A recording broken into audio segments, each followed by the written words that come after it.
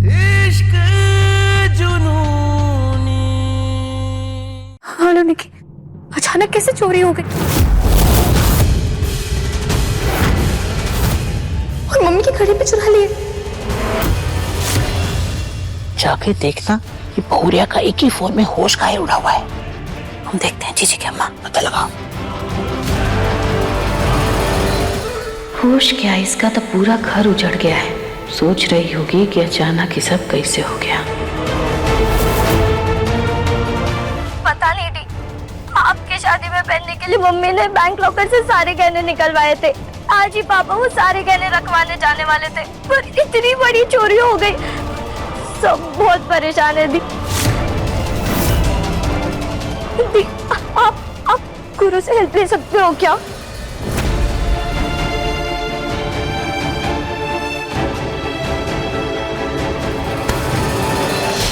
किससे बात कर रही हो? उससे जिससे हम सारे रिश्ते तोड़ चुके हैं, उस छोटी चौधराइन से। और तुम उस गैंगस्टर से मदद मांग रही हो? बेटा, जो लोग दूसरों को तकलीफ देते हैं ना, वो कभी किसी की तकलीफ समझ नहीं सकते, समझी?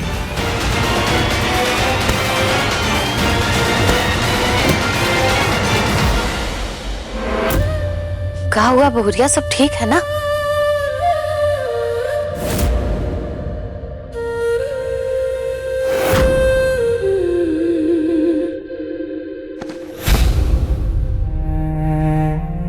क्या कंपाउंडर, ये मुरझाए हुए गुलाब की तरह काहे लग रही हो?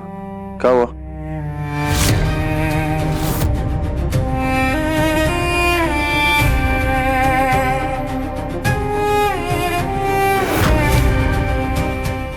ए चुटकी मौरिया, अपनी हद भूल गई हो तो नीचे खींची हुई लक्ष्मण रेखा देख लो। तुम तीनों अपने हाथों से जाकर दहलीज के सामने लकीर खींच दो, ताकि तुम तीनों घर के बाहर ना निकल सको।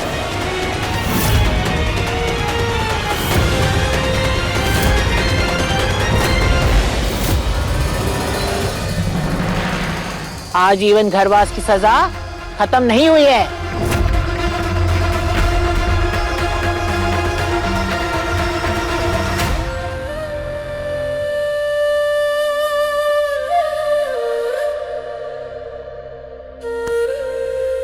हुआ क्या है? रो क्यों रही हो?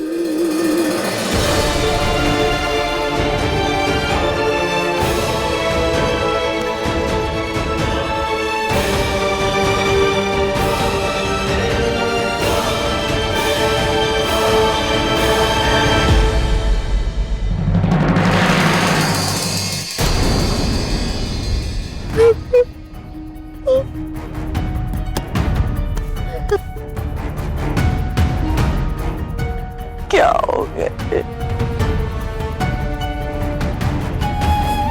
हम अभी पुलिस स्टेशन में रिपोर्ट लिखवा के आते हैं। अरे रुको राजेंद्र,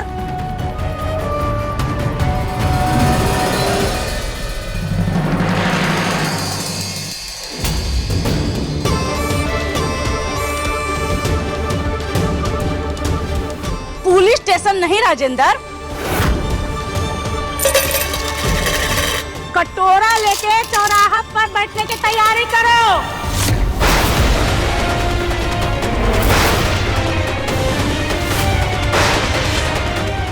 अरे भीख मांगने के दिन आ गए तुम्हारा।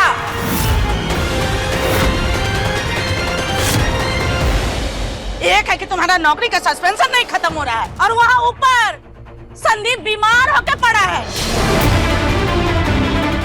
और निक्की बेचारी वो तो छोटी है। एक रूहानी थी कमाने के लिए, लेकिन कहते हैं ना, कंगाली में आटा गीला। बेटी भी हाथ से निकल गई। हम मदद ले लो वो गुंडा गुरु दामाद से, तब ये कुछ होगा बबुआ। जाओ। हम अपनी बेटियों को उनके भविष्य के लिए पढ़ाएं, सुख के लिए नहीं। वो बन पड़ता है करेंगे, लेकिन उस बाहुबली से मदद नहीं लेंगे। बात खत्म।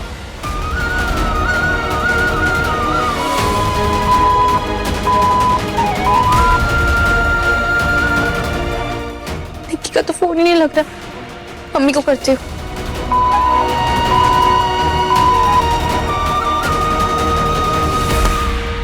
क्या हुआ है बताओगी?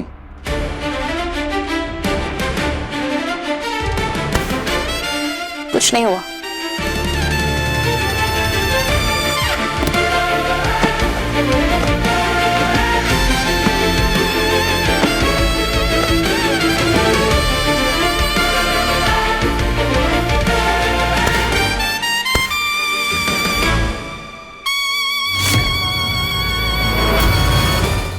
जानते हैं तुम्हें हमारी परवाह नहीं है, पर हमें तो तुम्हारी फिक्र है ना।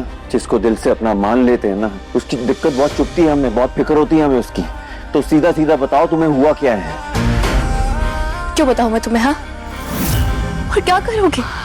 मदद करने की कोशिश? हाँ बिल्कुल करेंगे मदद। बाहुबली हैं, बहुत ताकतवर हैं, बहुत पहुंच है हमारी। दो ही तरीके आते हैं हमें, एक बोली से और दूसरा बंदूक की गोली से। रहने दो प्लीज, किसी को तुम्हारी हेल्प नहीं चाहिए। देखो कंपाउंडर, तुम्हें जो भी तकलीफ है हमें बताओ, अपना सच बताओ, हम ठीक कर देंगे उसे। थोड़ी देर के लिए अपने उसूल भूल जाओ।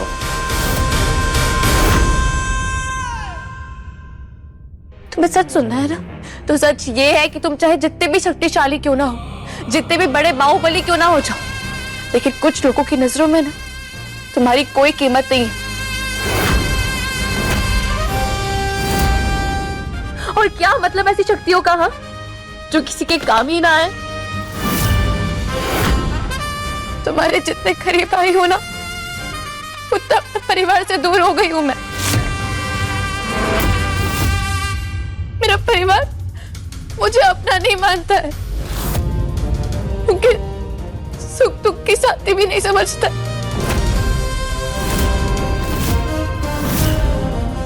क्योंकि अब तुम्हारा नाम तो जुड़ गया मेरे नाम के साथ में।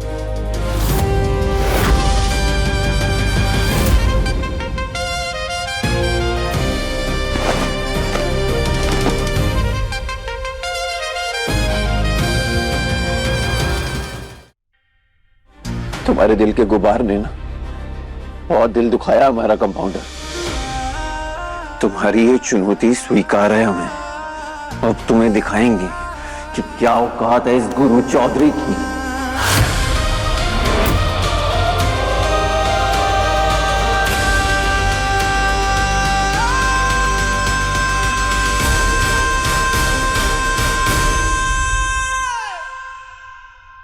जीजी क्या माँ, हमको लगता है कि छोटकी बहुरिया को जादू टोना आता है। अरे नहीं तो आप खुद ही सोचिए, गुरु बाबू शहर के बाहुबली हैं, पूरा शहर को अपना इशारा करना चाहते हैं। नहीं, टीटी के बेटी उनको अपना उंगली करना चाहती है। जो कहती है उसे मान लेते हैं गुरु बाबू। जीजी क्या माँ, आप नहीं देख पाए थे, बाकी हम देखे थे अपना ब्यूटीफुल आईज से। गुरु बाबू के कमरा में एक तकिया पलंग के नीचे था। अब उसके बाद जब हम लोग नीचे उतरे थे, चूड़ी गिने थे हम टीटी के बेटी का, दोनों हाथ में 24 के 24 चूड़ी। कहना क्या चाहती हो ललिता? जीजी क्या माँ, हम जो कहेंगे उस पर विश्वास करिएगा। हटाओ ये सब, पहेलियां मत बुझाओ, मतलब की बात बताओ। अरे जीजी क्या माँ, हम ये कहना चाह रहे हैं कि कहानी जो है और कहानी जो दिखाया जा रहा है एकदम ऑपोजिट है। ऑपोजिट का मतलब समझती हैं? गुरु बाबू और छोटकी बहुरिया के बीच में खाली नाम का रिश्ता है, काम का नहीं। गुरु बाबू आपको जो वचन दिए हैं, वो चाहे भी तो उसको अकेले निभा नहीं सकते हैं। आप अगर चाहती हैं कि वचन पूरा हो, तो आपको उसके लिए पहले टीटी के बेटी का गुरूर तोड़ना होगा।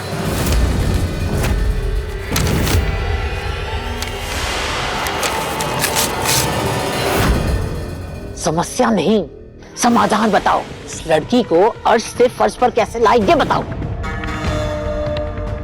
जीजी क्या माँ, एक आइडिया है हमारे पास, एकदम लल्लन टाप। इश्क जुनूनी, शाम 6:30 बजे दंगल टीवी पर।